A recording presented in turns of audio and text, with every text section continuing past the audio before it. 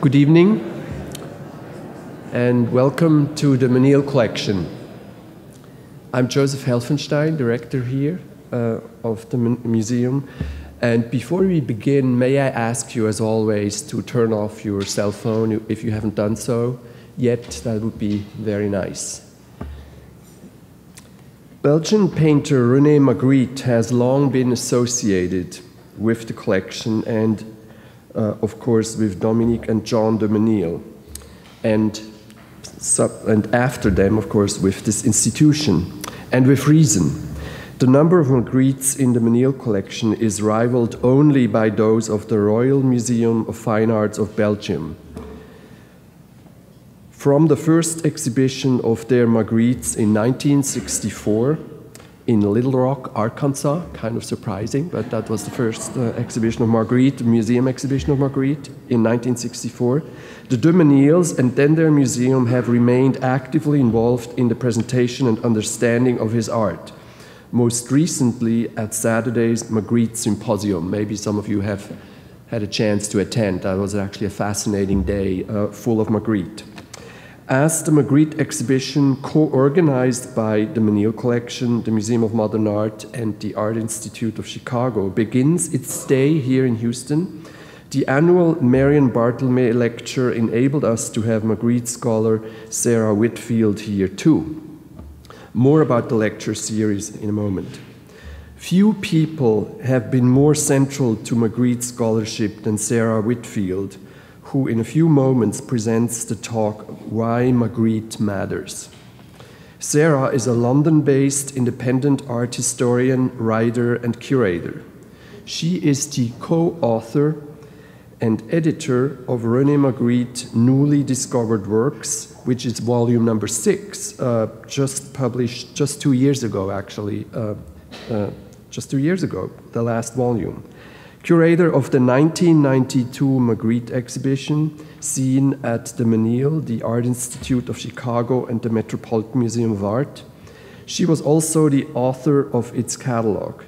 She has curated many exhibitions of 20th century artists, including Pierre Bonnard at the Tate Gallery in 1998, Lucio Fontana at the Hayward Gallery in 2000, and Malcolm Morley at the Hayward Gallery as well in 2001. In addition to her advisory role at the Arshile Gorky Foundation, she recently completed the catalogue raisonné of William Scott, so she really knows, and has already survived 2 catalogue raisonnés. I don't know any other person who has actually realized that. That is in itself an amazing achievement. She is a member of the Comité Magritte, the authentication committee set up by the Fondation Magritte in 2000.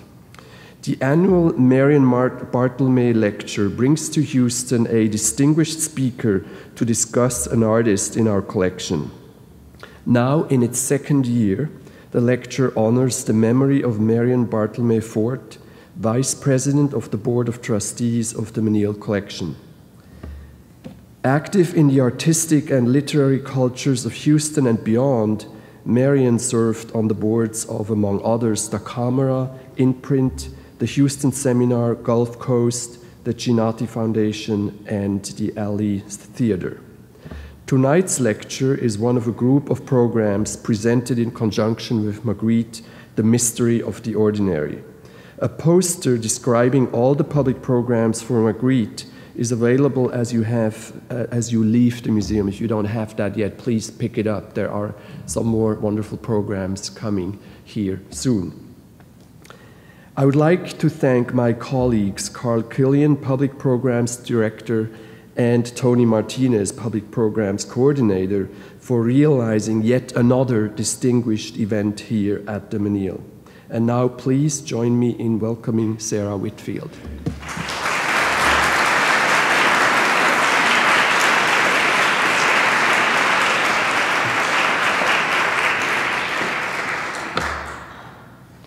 Thank you, Joseph, and thank you very much for inviting me to give this lecture. I think it's a great honor to be asked to give the 2nd Marion Barthelme lecture, and moreover, it's a huge delight to come back to Houston. I haven't been here for a long while, and to come back while there is a really wonderful Magritte exhibition, beautifully displayed, I have to say, makes it an even greater pleasure. And I'd like to draw your attention to the fact that the collection has hung a room of late Magrittes just down the corridor. And to me, that's an essential part of the exhibition, so don't miss it. Making art is often a question of private necessity. That is to say, the artist makes use of his own preoccupations, fears, even obsessions, to propel the work in a certain direction, to exorcise his or her demons, one might say. However much the artist may want to explore other directions, these deep-rooted emotions, if one can call them that, keep pulling at them and tugging them back. Magritte is one such artist, and the exhibition here at the Menil collection, which follows him from 1926 up to 1938, gives us an excellent opportunity to ask ourselves what form these preoccupations might take. I'm going to begin in 1938, but only as a way of circling back both to the earlier years and then beyond to look at examples of the later work. Wherever possible, I've chosen examples of works that are either in the Magritte exhibition or that belong to the Menil collection. I should also say at this point that when I was first asked to give this lecture, I was asked to supply a title. And I came up with this title. And then, of course, I sat down to write the lecture. But I just ask you to be patient. I will get to the answer that I have posed at the beginning, but you may have to wait. In November 1938, when Magritte was approaching 40, he gave a lecture at the Musée des Beaux-Arts in Antwerp entitled La Ligne de Vie, which translates as lifeline, which has more than one meaning. Now, this is a photograph that he chose to put on the cover of the program of that lecture.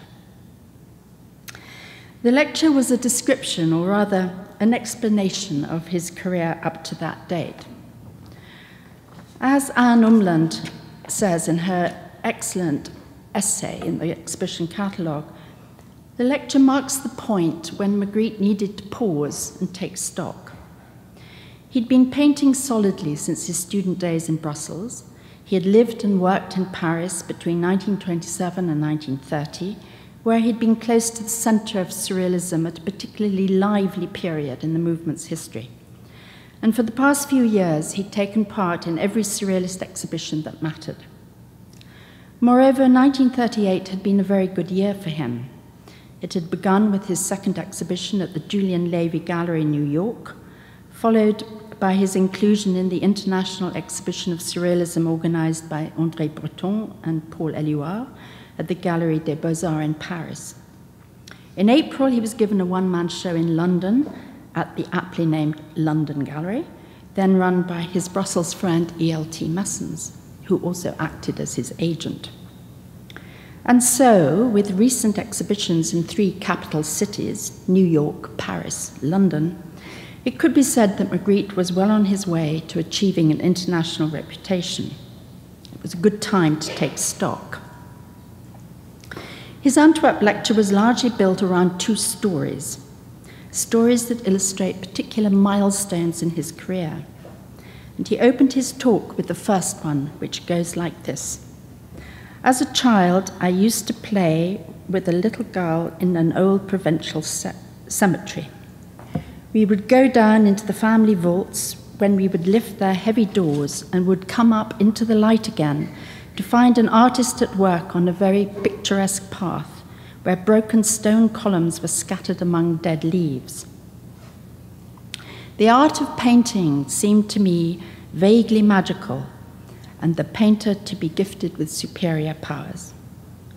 This is an old postcard of the provincial cemetery at Soigny, with some views taken earlier this year.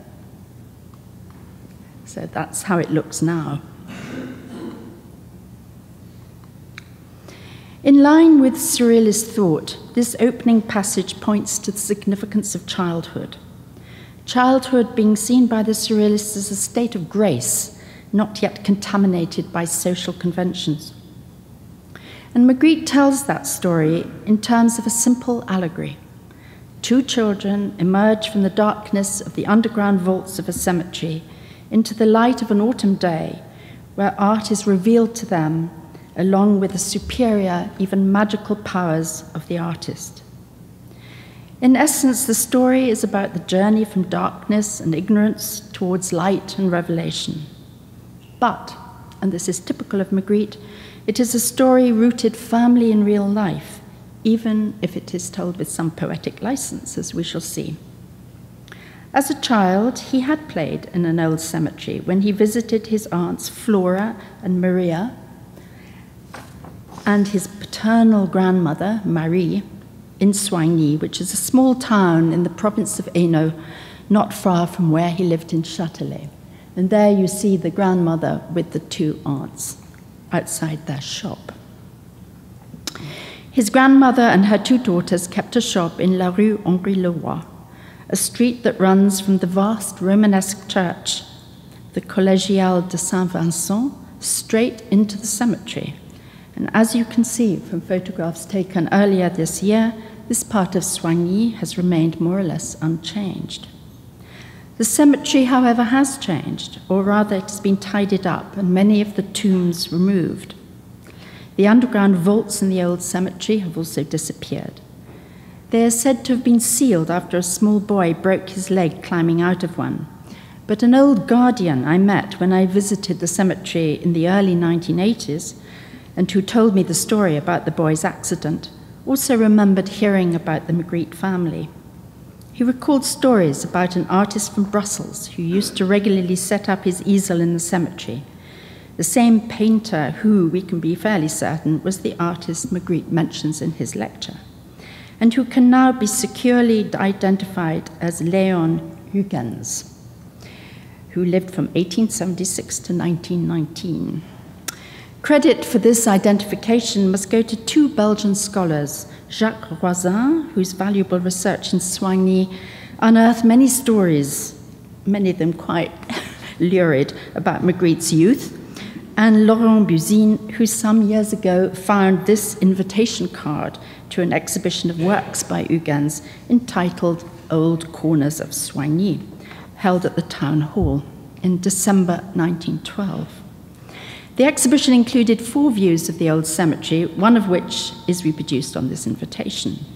I've not been able to find any other painting by Huygens of the old cemetery, but here is an example of the sort of painting Magritte might have seen when he first encountered the painter.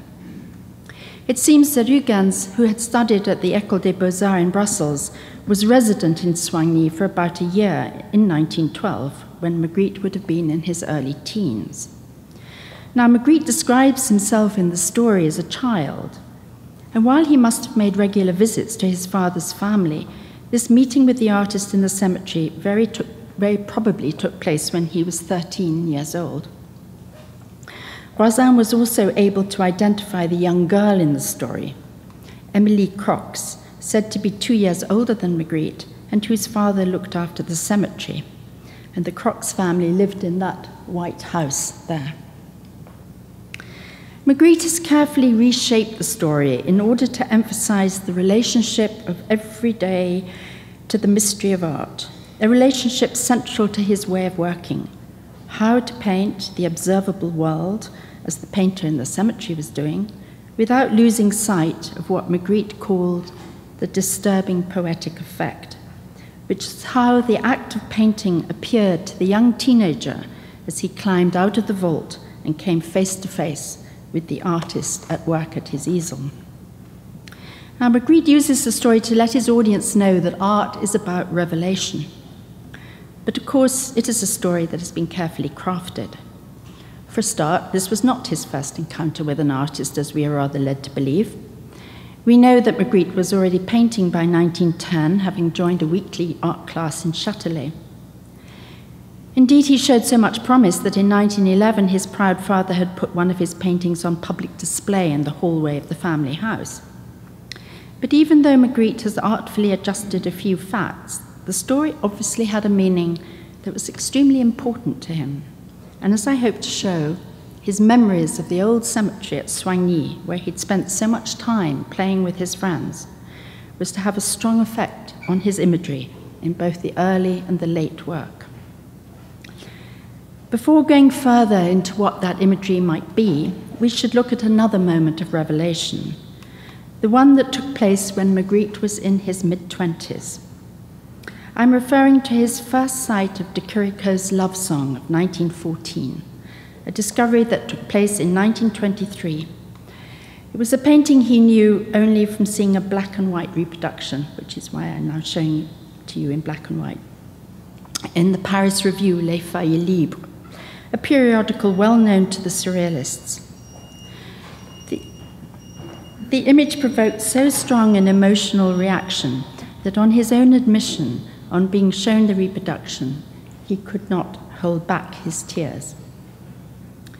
In de Chirico's painting, the everyday reality of a town square and a railway line collides with the mystery inherent in the pairing of two totally unrelated objects, an antique portrait bust of a young man and a surgical rubber glove. The ordinary, that is to say the passing train, is pushed into the background quite literally, while the unexplained, that is to say the poetic, commands the foreground. It was the bringing together of the everyday with the inexplicable, a juxtaposition that created that all-important spark of surprise that so entranced Magritte, and which later led him to recall his childhood experience in the cemetery in the heightened terms of revelation. The first half of the current exhibition here at the Menil collection shows how Magritte turned that discovery of de Chirico and what his art implies into a style that is unmistakably his own, a style that grew out of his systematic search for the disturbing poetic effect through, for example, displacement, metamorphosis, or the false denomination of an object. The poetic force of de Chirico's painting is based on its uneasy and unexplained conjunctions. Nobody can walk away from a painting like Love Song without a lingering sense of having confronted the unanswerable. And what I want to argue here is how Magritte's subject matter, particularly in the early work, is largely about provoking similar reactions. Only in his case, the uneasiness induced by his images has a quality that is all its own. It has little in common with any other painter associated with surrealism, with the possible exception of Max Ernst. And this is because it is not so much invented as provoked by his own history and his own anxieties. Many of you will be familiar with the story of the suicide of Magritte's mother, Regina. In the early hours of the 24th of February 1912, Regina walked out of the family home in Châtelet and threw herself into the river Sambre.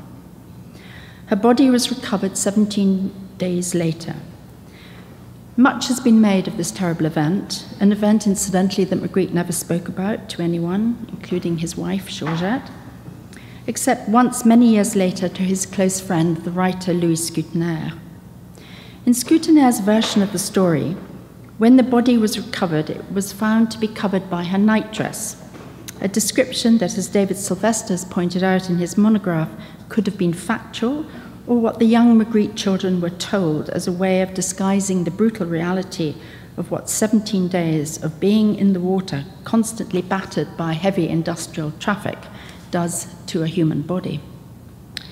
Be that as it may, Sylvester, along with other writers, shows how this image of the veiled face works its way into Magritte's painting in such a work as The Lovers of 1928. But rather than going over this familiar ground, which is well covered in David's book, I want to concentrate on a less well-known aspect of this story, which I believe may have made as great an impact on the young Magritte. Regina Magritte had tried several times to kill herself by drowning before she succeeded on that cold February night, 1912. As a result, her husband Leopold had taken to locking her in at night in the bedroom she shared with her youngest son, Paul.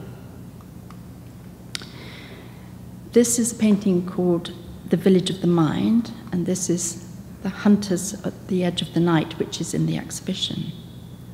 These two paintings, one painted in 1926, that one, the other in 1928, are highly disturbing images about the fear of being confined, locked in, of being trapped. And even if one takes images realized years apart, as in A Courtesan's Palace, painted in 1928, or The Listening Room, painted in 1952, the sense of suffocation is always there, always disturbing. And I cannot be alone in finding that standing in front of these paintings is an uncomfortable and claustrophobic experience. It's not hard to imagine the fear experienced by the young Paul, who was locked in every night with his deeply disturbed, unhappy mother, and the effect this must also have had on his brother René. As a footnote, Magritte always made a point of taking care of his younger brother later in life, as presumably he had done while they were growing up.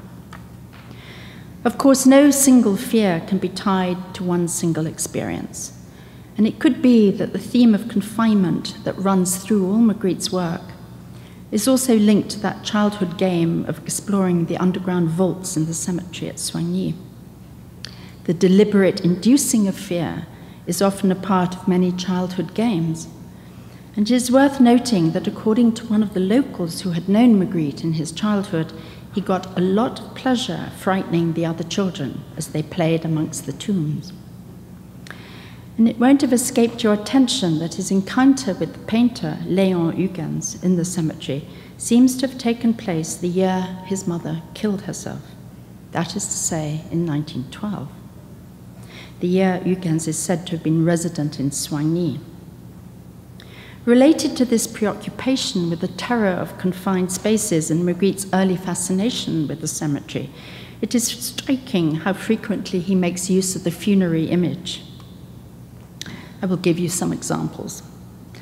This is The Smile, a gouache of 1947 in the Menil collection, which also exists as an oil version.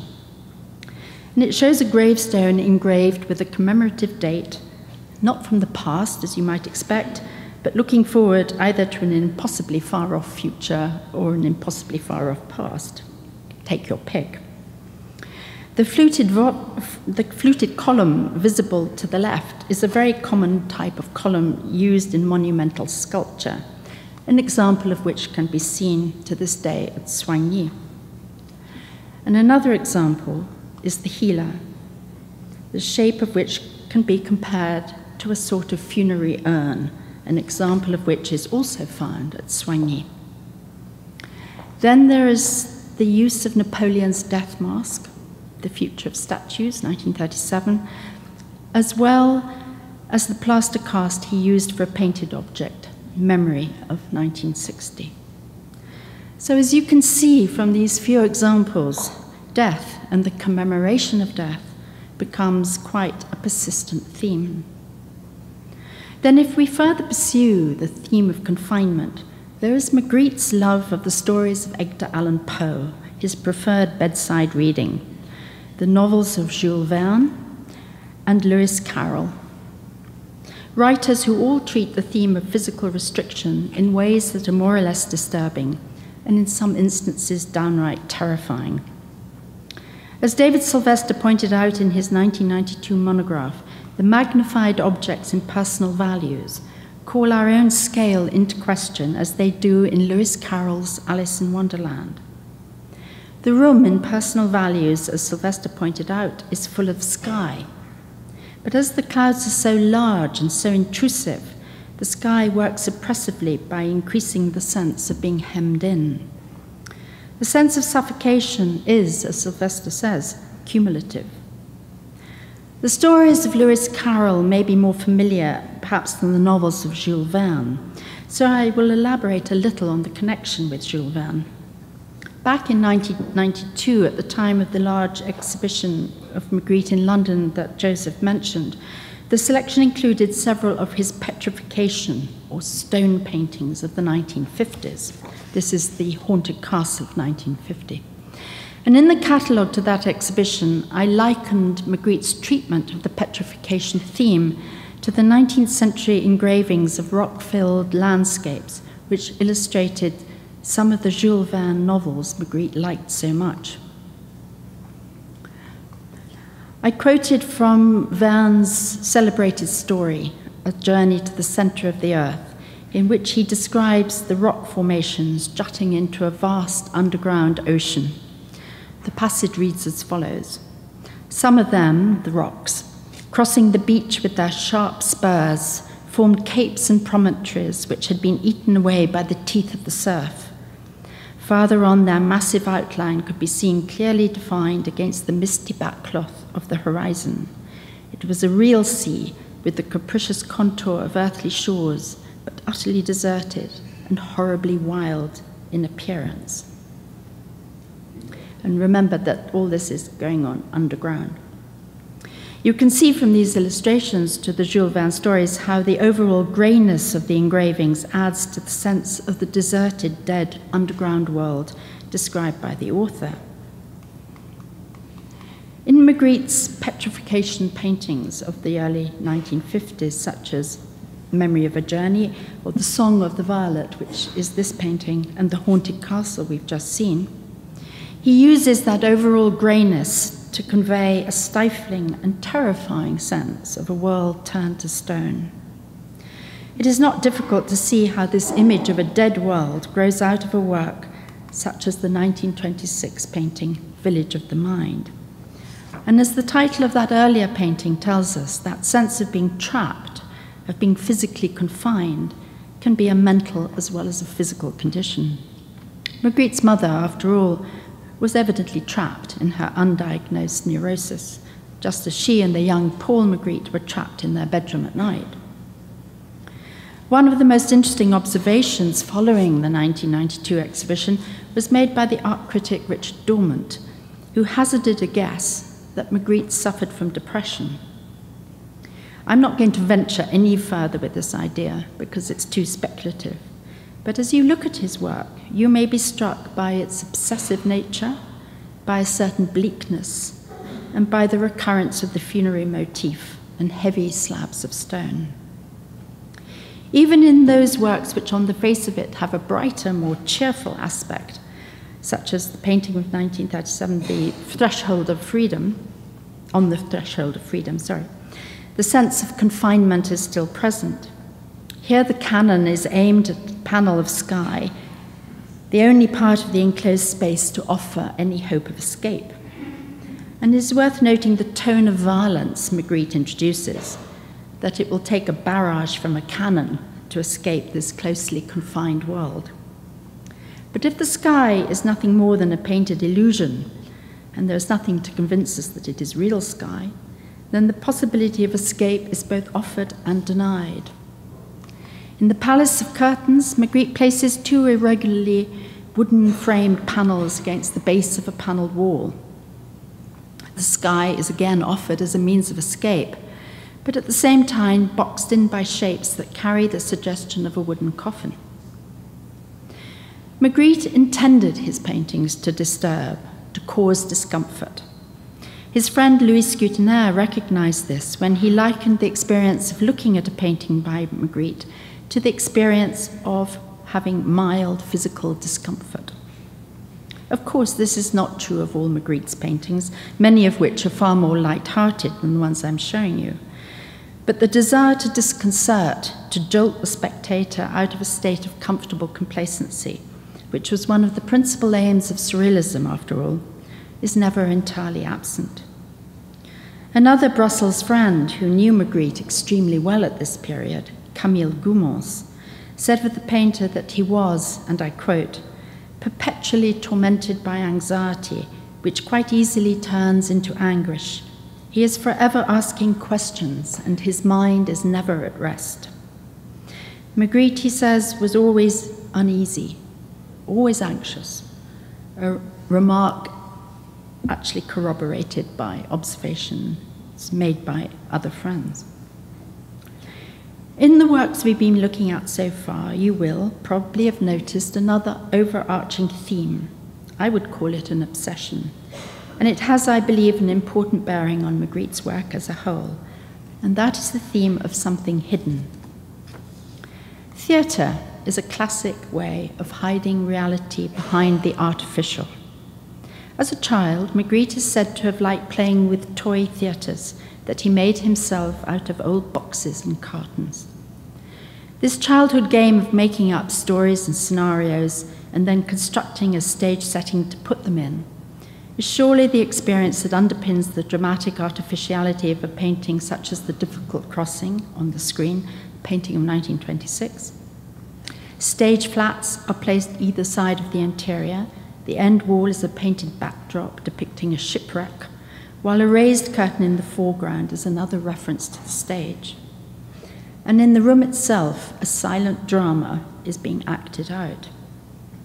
In The Menaced Assassin, 1927, the bowler-hatted officers of the law lie in wait behind the walls of the room where the murderer is calmly listening to music after committing his crime. This action is taking place in front of our eyes, as it does when we go to the cinema or the theatre, and this conceit is developed further in Entr'acte, 1927, where the performers, each with a leg and one arm, are turned towards a towering volcano, or perhaps a painted backdrop of a volcano, as though taking a bow. Typically, this massive structure rising up in front of them blocks their way, trapping them in the artifice of the stage. The weight of the figures, which have a kinship with Picasso's Bathers of around the same date, with their heavy shadows and dark, heavy contours, add to the oppressiveness of the space. Oppressive, too, is the silence. I've often noticed, as you may have too, that if you walk into a room hung with works by Surrealist painters, Magritte's works stand out as being extraordinarily silent. It is their stillness, I think, that gives off that sense of quiet. But it's the sort of silence that follows a sudden dramatic event, like a storm or an explosion, menacing rather than expectant. Silence, of course, was the quality he particularly admired in De Chirico. And as he said about Love Song, which I showed you earlier, it was a new vision through which the spectator might recognize his own isolation and hear the silence of the world. The Muscles of the Sky of 1927 shows another drama acted out on the bare boards of a stage, a sort of fairy tale in which a menacingly dark sky reaches to the ground to assume two vaguely human shapes. By making the figures look like paper cutouts, Magritte is referring to another childhood game. You can even see the snipping of the scissors in the outline. The Finery of the Storm is another example of Magritte inventing figures made out of folded and cut sheets of paper and placing them in a theatrical setting, as he must have done as a child, I think. A particularly good example of how Magritte uses his sense of theatre comes a few years later, in 1930. The Annunciation is surely one of his most impressive works. Leaving the title to one side, the image alone gives a sense of the momentous and the inexplicable. Yet it is not so easy to analyze why this should be so. If, for example, you were to ask yourself, what is happening in this painting, you might find it difficult to put into words. And that is understandable, because actually nothing is happening. Yet we are led to believe that we are standing in front of something immensely significant. The central group, which is raised up and dominated by the corrugated iron curtain and the ghostly white paper cutout, provides the dramatic focus, while the two bilboquets, the turned pieces of wood standing to the right, can be interpreted as a couple of bystanders witnessing an event of grave importance. It was probably Magritte's friend, the writer Paul Nouget, who gave the painting its title, The Annunciation, a title that brilliantly suggests the heralding of an event, and at the same time relates in a deliberately subversive way to the Annunciation of the birth of Christ. Now, I can see why Nouget should have looked at that image and thought of a Christian theme. The way the three key elements relate to each other brings to mind one of the most familiar images in Western art, the Virgin and Child enthroned in majesty. As an example, I've shown a detail of Duccio's Maestà in Siena, but I could have chosen any number of others. The point is that in such majestic religious paintings, the drama is all in the static, frozen image. The meaning needs no explanation because it is not so much a story as an affirmation of faith. And what is so effective in Magritte's painting is that although we feel the gravity of the image, we have no idea of what is being affirmed. The weight of the Iron Curtain echoes the weight of the Madonna in her full-length blue cloak, while the infant Jesus is weightless and luminous like the piece of cut-out paper. And beside them stand the witnesses, whether they be saints or donors. Now, I'm not suggesting for one moment that Magritte deliberately set out to make this transcription. All I'm suggesting is that Christian imagery is so ingrained, so familiar a part of any Westerner's cultural heritage, that it would not be surprising if Magritte unconsciously echoed the format of such a classic subject. And it would be entirely typical of Nouget to pick up on it and to suggest a title with religious implications. As so often with Magritte, what is withheld can be as potent as what is disclosed. And what is withheld here is any explanation. The painter Mark Rothko once confided the following to David Sylvester. Magritte, of course, is a case apart, but there's a certain quality in his work which I find in all the abstract painting that I like, and I hope that my painting has that quality. He did not elaborate on what that certain quality was, but another remark of Rothko's may help us to understand what it was that so attracted him to Magritte. We are for flat forms because they destroy illusion and reveal truth, Rothko wrote in 1943. Perhaps it was Magritte's embrace of flatness that Rothko recognized and liked. For Magritte, the flat form, which he often uses like collage, was a way of further subverting illusion. The freestanding curtains, as in the Memoirs of a Saint, which you can see down the hall, the paper cutouts, the finery of the storm, or the canvas in The Human Condition, or the lead and planks of wood in The Imp of the Perverse. These are all devices used to heighten Magritte's notion that all the world's a stage, that reality exists as a series of flat screens or theatrical backdrops, behind which there are only more screens. In other words, reality can never be penetrated because it is always hidden from us. For Rothko, on the other hand, the flat form was a means of revealing truth. By his own definition, truth meant the tragic and the timeless. While for Magritte, imagining reality as a series of never-ending screens was a means of keeping the mystery intact.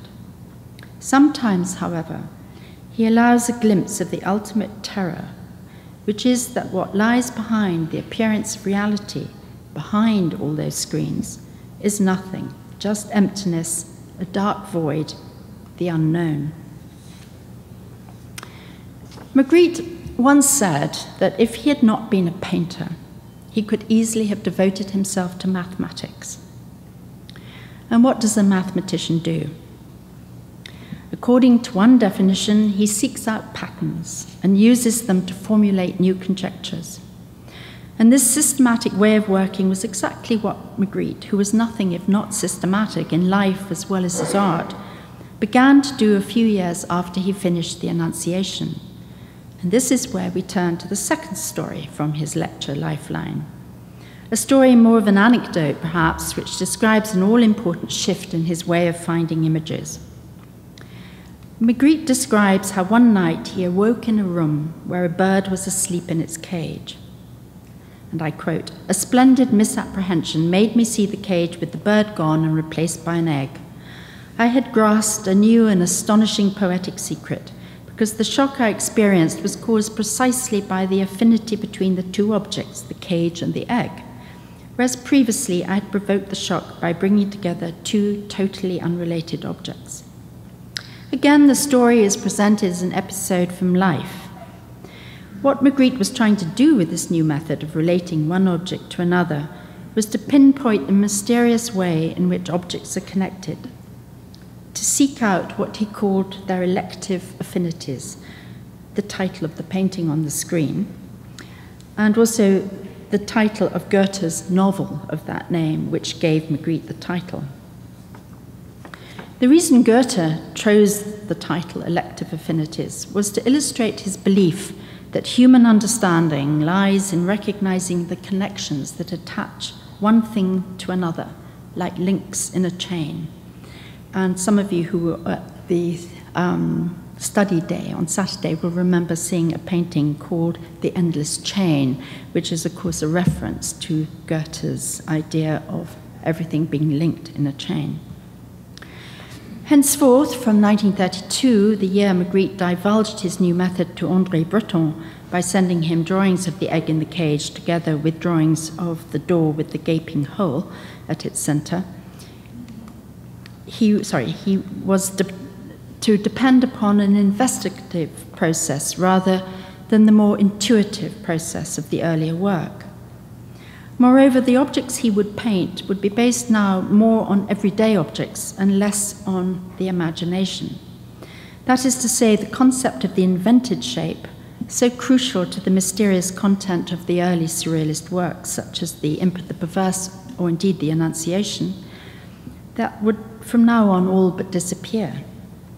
What is interesting, however, is the way in which Magritte henceforth will introduce objects that, while being easily recognizable in their own right, actually stand in for the human figure much in the same way as the invented bilboquet does in the early works. In other words, real objects are put into situations where they take on the character and the mystery of the unknown. A magnificent example of this is a painting just down the hall, The Invisible World, a work of 1954. Here, an enormous boulder occupies a room overlooking a calm sea, a room with a balcony such as you might find in Matisse's Nice paintings. The rock occupies the room, like a living, breathing presence. Such an interpretation is valid, for as Magritte once told a friend, the solid nature of the stone has an affinity with the mental and physical makeup of a human being. The big change in Magritte's method then takes place in 1932, but what has not changed, and what never really does change, is his overarching obsession with the hidden. In a radio interview he did in 1964 or early 1965, he said the following: "Everything we see hides another thing. We always want to see what is hidden by what we see. There is an interest in what is hidden and which the visible doesn't show us. This interest can take the form of quite an intense feeling, a sort of conflict, one might say, between the visible that is hidden and the visible that is apparent. And the celebrated painting, The Human Condition, illustrates exactly that. The visible is hidden behind the canvas, but the canvas makes the visible apparent. As you will have spotted, this theme of the hidden persists even in the painting that signaled the all-important shift in Magritte's working method, the elective affinities. The obvious affinity between the egg and the cage is a bird, but a more subtle bond between the two objects is the theme of concealment. As Nouget put it, the egg is a cage of promise. That is to say, it contains the unborn chick, while the bird cage itself is an object of imprisonment. In other words, the bird pops out of one prison straight into another. An example of Magritte painting another rather more explicit variation on the theme of the bird and the egg is Clairvoyance, 1936. Here the bird is released from the egg, released from the egg through the act not of hatching, but of painting. This takes us back to the cemetery at Soigny and the idea of painting as an instrument of revelation. Behind this idea, as befits an anti-clerical surrealist such as Magritte certainly was, is a light-hearted but still subversive reference to divine revelation. This image of Hildegard von Bingen setting down her own divine revelations through her pen and tablet gives you an idea of the sort of antecedents the surrealists like to allude to in an off-the-cuff sort of way. Just as saints such as Hildegard set down their vision for posterity, so the painter, through his brush, reveals the bird which is as yet unborn. Magritte famously professed indifference to the quality of his works, as well as to the judgment of others. He claimed to have no talent, no originality, no artistic aptitude. This was partly playing a role that by the 1960s had become for him a standard performance to be played out in front of the camera, complete with bowler hat.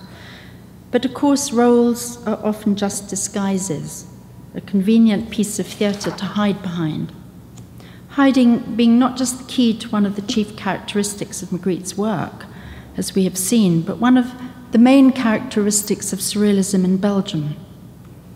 While the Paris surrealists conducted their campaign of revolutionary action in public, the Brussels surrealists conducted theirs in private from behind closed doors. This is a photograph which is entitled Surrealism in 1930. And it shows you the leading, see if I can use this. Not sure I can. Yes, I can. That is Messens, that is Magritte, that is Scudner, that is Marcel Docomte, and that is Paul Nouget. But what is interesting about this photograph, I think, is that they include the women. That is Irène Amois, who was the partner of Louis Scudner. That is Marc Beauvoisin, who was the partner of Paul Nouget. And that is Georgette Magritte. And I think it's very interesting that the women were included in this obviously totally masculine group of surrealists. And the Brussels surrealists then made a point of behaving like chameleons. That is to say, they adopted the disguise of their own bourgeois backgrounds and settled into ordinary jobs. Louis Scudner was a lawyer, Camille Goumons a travel agent, and Paul Nouget a biochemist working in a laboratory. As a Belgian filmmaker called Jaco van Dormaal once remarked, Belgium is an absence of identity. The Belgian surrealists lived this absence of identity by slipping into anonymity. Their preference for hiding behind the conventional was a convenient pattern of behavior that set them apart from the French. And this indifference of Magritte to what we might call traditional aesthetic values was as true of his circle as it was of him.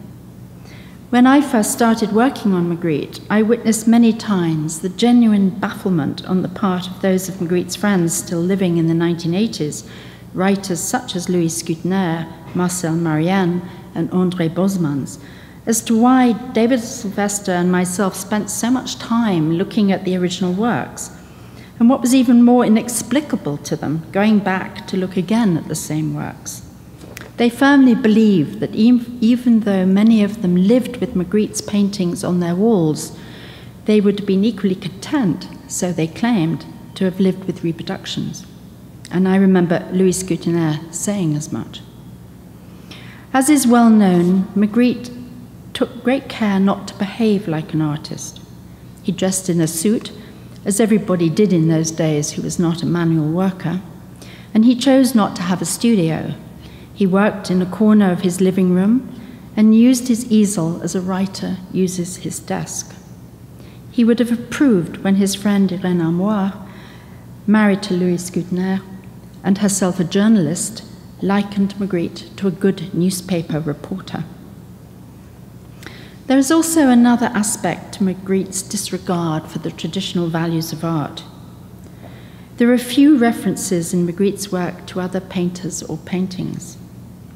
From around 1926 onwards, as he was becoming more and more immersed in surrealism, he counted only writers and poets amongst his friends, not his fellow artists.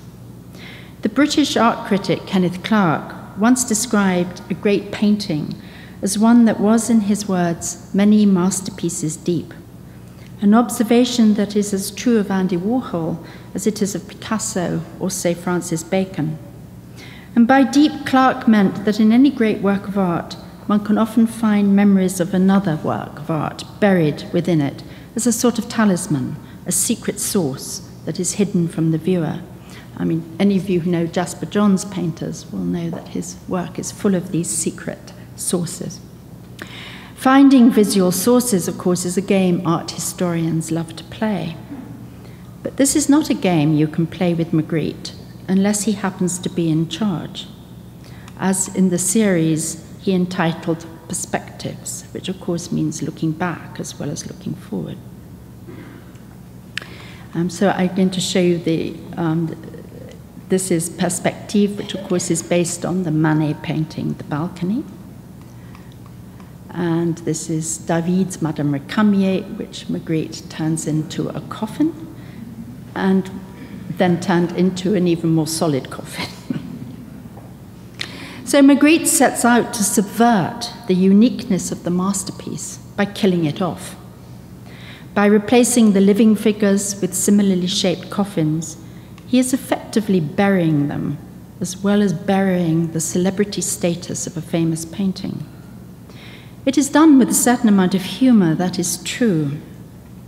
But as we all know, humor can be used to disguise the deadliest of intentions. I'm also going to show you a page from the special number of a Brussels magazine called Variété, published in June 1929 and devised by two guest editors, the leading Paris surrealists André Breton and Louis Aragon. The page was actually a work by Max Ernst, made out of two photographs. At the top is an aerial view of the Étoile in Paris, and beneath it, the cemetery at Montparnasse.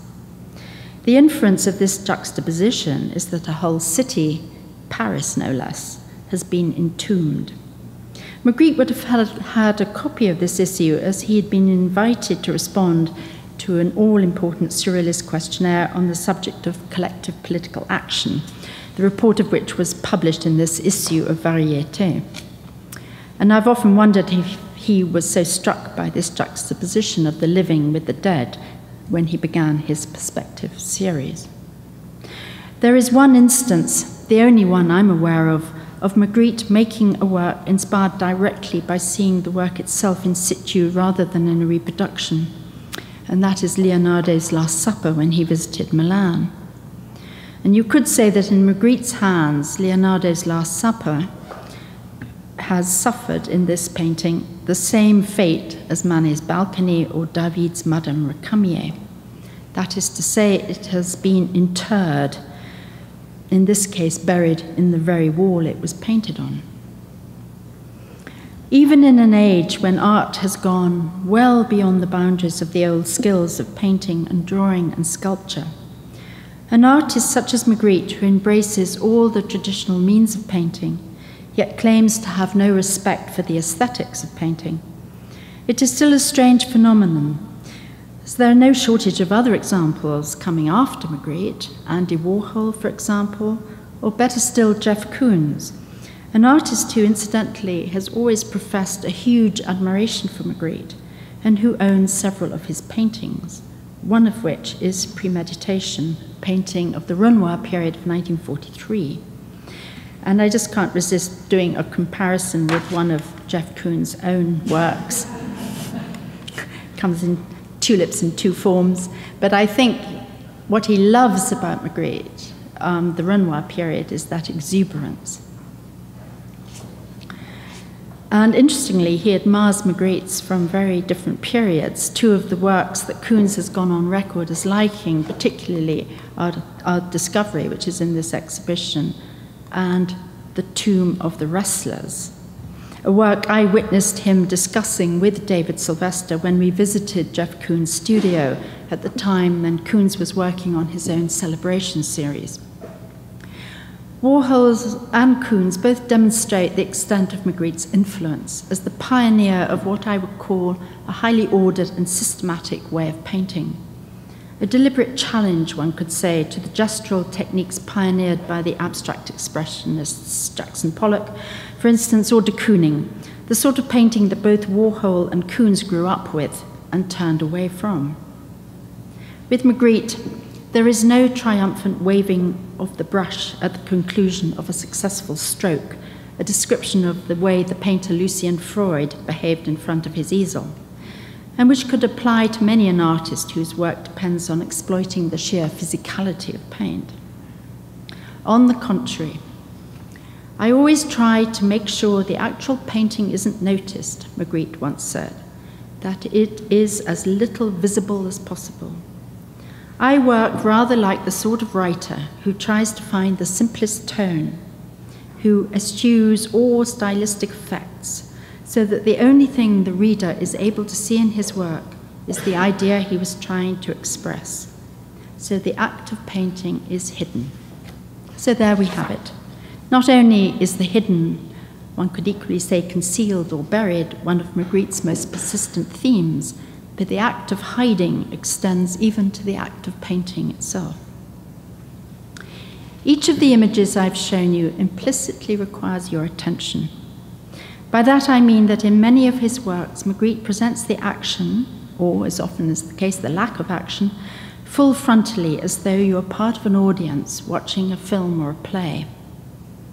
Magritte said he was like a writer who wanted the reader to be able to grasp the idea he was trying to express and not be seduced by the way in which it was said.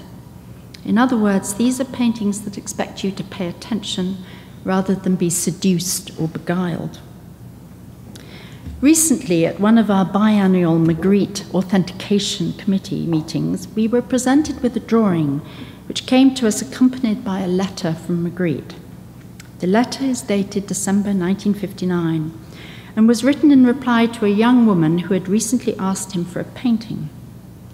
Nothing is known about the identity of the young woman, nor how he had met her. Maybe there had been no meeting and she had written to him out of the blue. Who knows? But the reply he sent her is very much to the point. I must ask you, he said, to be a little patient, and also not to find anything imaginary in what I can offer you. I believe that what is at stake in my works is essential to thought and to the world.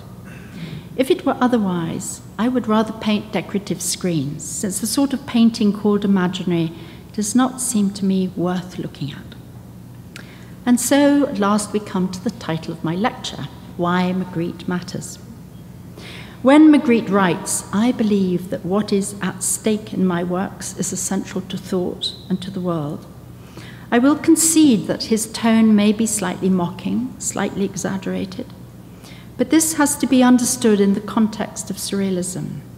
He may not have seriously expected his work to be judged essential to thought, essential to the world, but, and it is a big but, he did expect art to aspire to such high ideals. That is why he allied himself to the surrealist cause in the first place, and that is in a nutshell why Magritte matters. He is writing even as late as 1959, when surrealism was pretty much dead, as someone who had remained true to fundamental surrealist beliefs. And what were those beliefs? At the time of the groundbreaking exhibition Dada and Surrealism Reviewed in 1978, David Sylvester summed up the surrealist creed as follows. They, Dada and Surrealism, are religions with a view of the world, a code of behavior, a hatred of materialism, an ideal of man's future state, a proselytizing spirit, a joy in membership of the community of the like-minded, a demand that the faithful must sacrifice other attachments, a hostility to art for art's sake, a hope of transforming existence. Magritte, although never as doctrinaire as the Paris surrealists, Breton in particular, nevertheless expected art to address questions that, even though they may be unanswerable, still need to be asked. At a time when few people, I suspect, read Breton's writings, let alone those of other surrealist writers, or the numerous surrealist tracts and manifestos that document the movement's history, Magritte, with all his popularity, has remained one of the truest, most faithful voices of the movement. More so, I would claim, than any of the other painters associated with surrealism. Through his art, he expects us to think and to reflect, as well as to look. And that is what he means when he writes about what is at stake. I will close by quoting a brief passage written about Pablo Picasso by the French poet Paul Éluard. As Éluard was the Paris surrealist who knew and understood Magritte better than most, and who remained a loyal friend of his, I think what he has to say is a good note to end on. The role of the artist, says Éluard, is to guide, to open even the most obstinate eyes, to teach us to see just as we are taught to read, and to show us the way from the letter to the spirit. Magritte would not have disagreed. Thank you.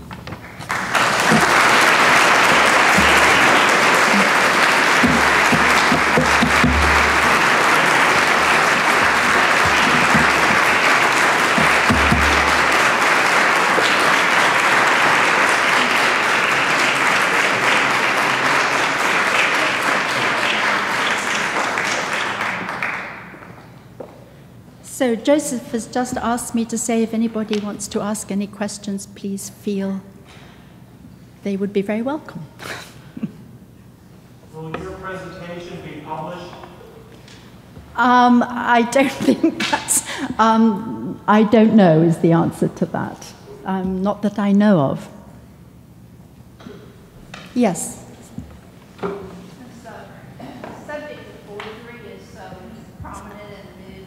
Sorry, I can't hear you. The subject of art forgery is so prominent in the news now, but I've never been aware that Magritte gets often forged. Oh, Magritte was forged even within his lifetime.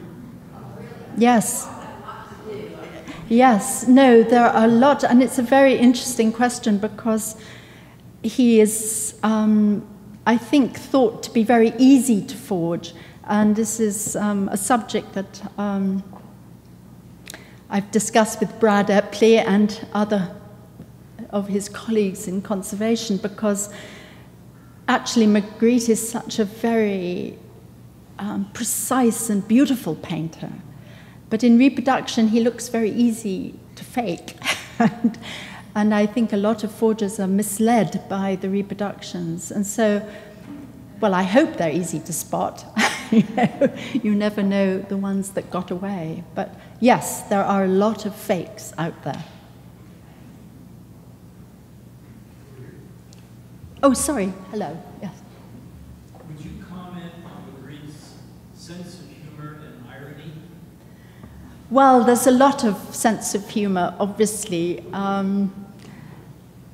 Yes, there is. And I think particularly in those perspective paintings I showed you, where he's burying the sort of famous masterpieces, is a very good example of that. But I think in everyday life he was. I mean, after all, he made a lot of home movies where he clowns around with his friends and they get up to all sorts of sort of jokes. And there was a lot of that. He was very, very dependent on his friends, I think, for lightning, because I think there is something in the fact that he had a depressive side to his nature, but he needed his friends to take him out of himself, I think, and they were very important to him.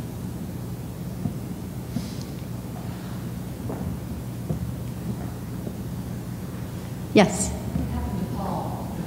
Oh, That's a very nice question. Well, the question is what happened to Paul, the younger brother. Well, Paul never really had a job.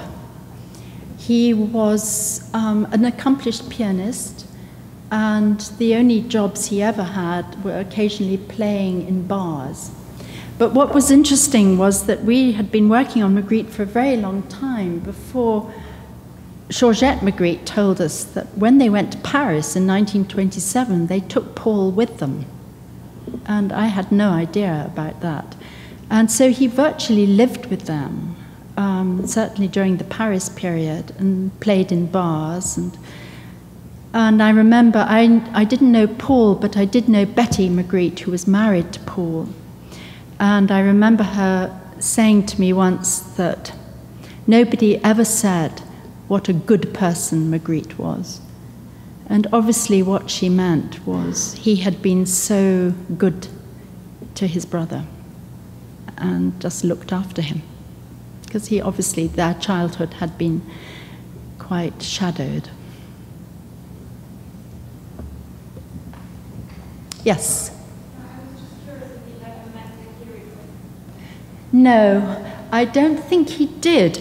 I think their paths may have crossed, but I don't think... Magritte was not... He was very, very shy. He didn't like going out to meet new people.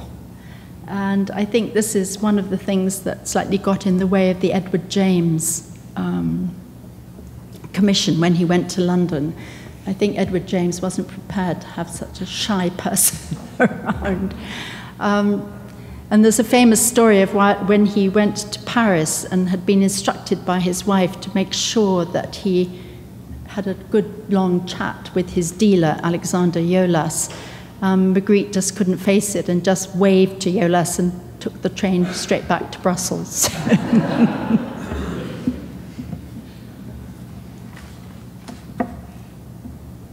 One more?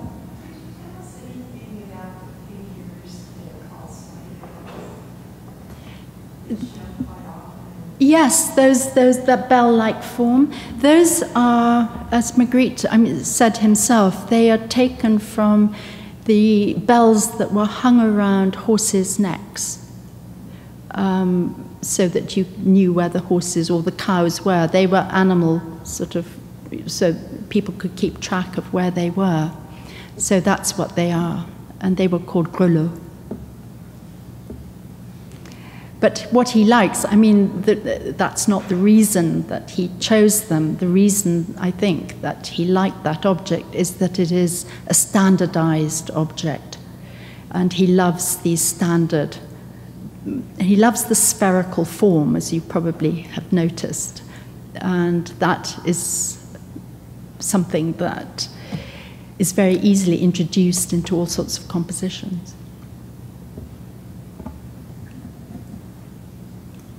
I think that's it.